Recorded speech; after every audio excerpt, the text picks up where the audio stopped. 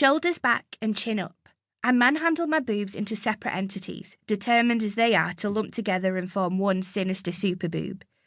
I check myself out in the mirror on the upstairs landing, a mirror I've had, at best, a challenging relationship with over my 15 years.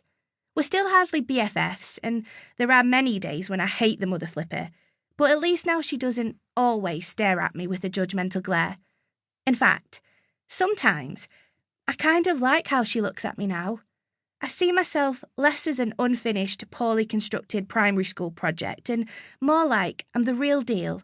Not perfect by any means, but something worth looking at. Something that doesn't need to be hidden. My body hasn't changed. I still sometimes think it's like a collection of overlapping circles, like an upturned Olympics logo, but my view of it most definitely has. I like me. I like my overlapping circles, my lady lumps, and I like putting them in clothes that enhance my meanness, like the current ensemble I'm modelling this evening.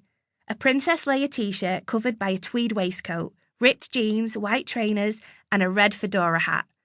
Good God, fashion is a lot more fun when you get over the whole, you must not wear this if you want to look thin and normal crap.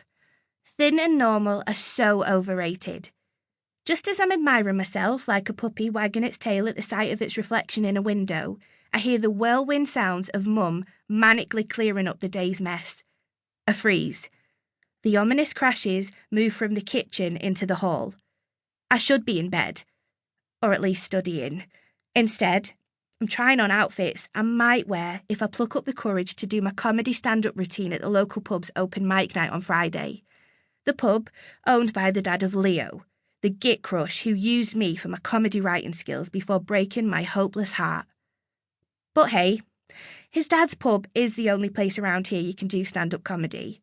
I mean, sure, I could just rock up to the corner of my street and start telling jokes to the group of sinister 10-year-olds hanging around the vandalised postbox, but something tells me they wouldn't be the most receptive audience. The Mum tornado moves back to the living room and I breathe again. Mum likes that I do comedy, and she likes that I like my reflection these days, but she definitely does not like me faffing around with these things when I should be doing something more important, like helping her tidy up, revising for exams, or going to bed. Honestly, I love that woman, but her priorities are messed up. As I debate whether the red fedora might be a little too much even for me, I feel the familiar buzz of a new comedy idea. I silently dance a jig of joy back into my bedroom and scribble down some notes before the idea falls out of my brain and vanishes like joke-flavoured ice cream melting onto the pavement of comedic regret. Studying can wait.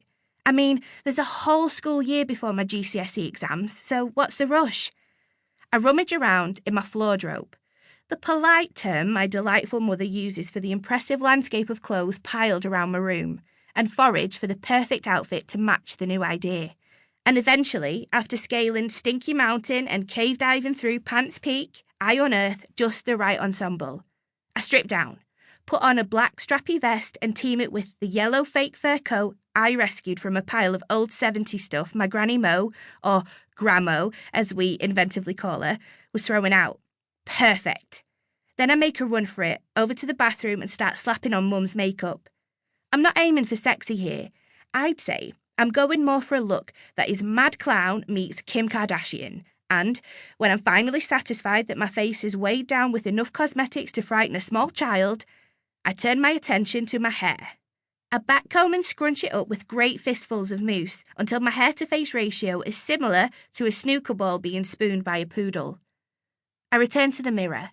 I look, well, perhaps not ridiculously fabulous, but definitely fabulously ridiculous.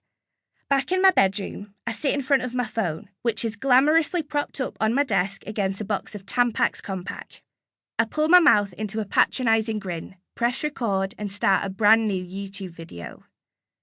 Hi everyone, it's the PFG here. Do you know that 7 out of 10 teenage girls hate the way they look? I know, right? That is shocking. Just terrible. The arrogance of the other 3.